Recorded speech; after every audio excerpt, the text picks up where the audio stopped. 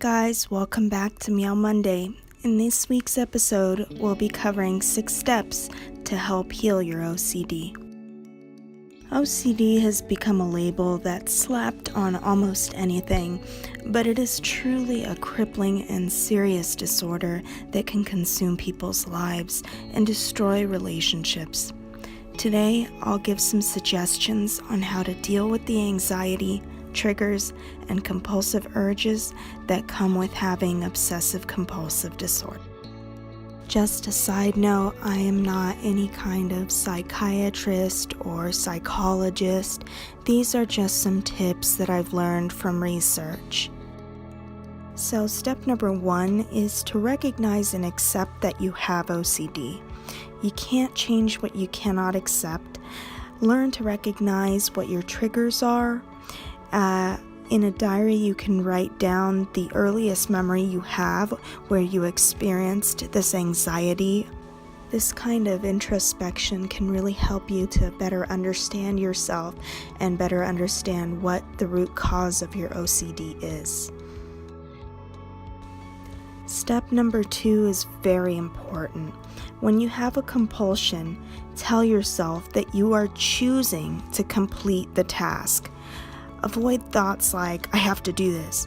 Instead, shift the focus to, I choose to follow through with this urge, and it's okay. I have control of what I do. This is powerful. OCD makes you feel a victim to your compulsions, but the truth is that you have the control. You've just forgotten this. So even if you don't believe it, tell this to yourself. Remind yourself that you are in control. Step number 3, practice daily affirmations.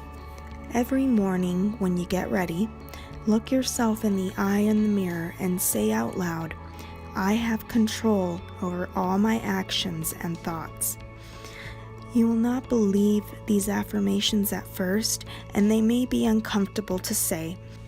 So give yourself time and then work your way up to saying something like, I have healed all my triggers and compulsive thoughts. I no longer have any anxiety. Over time, these affirmations become part of your daily routine and they begin to sink into your subconscious mind. Step number 4. When you encounter a trigger, postpone the behavior as long as possible before you follow through with the ritual. This little exercise may be extremely uncomfortable, but take solace in the knowledge that the task will be completed right after just a brief moment, just a brief pause. This reaffirms your power. So an example is, you think, okay, I'm gonna wait a few more seconds before I start counting things. After performing this exercise for a while, you will find that you're able to go longer and longer periods. Even just 10 seconds is a win. Step number 5 is meditation. So this gives you an opportunity to try and calm your thoughts or just sit with your anxiety without acting. Allow it to be, and then little by little you will be able to tolerate it more and more. Remember, what you resist persists. Skill number 6 is visualization. When you're feeling the need to repeat a behavior again after you just recently did it, sit down and visualize yourself doing the task again.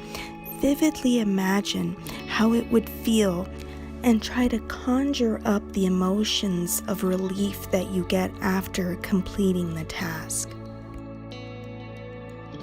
Then, at the end of the day, when you're laying down in bed, visualize yourself the next day not needing to follow through with your compulsions and visualize your day going extremely well.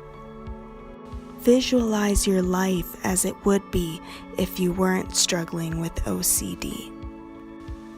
OCD can be an overwhelming disorder that feels as though it stunts any life progress, but in truth, it can be a huge blessing in disguise as it provides a huge opportunity for growth. Know that healing your OCD is possible. You have the power. Thank you for joining me in this week's Meow Monday. Have a good week.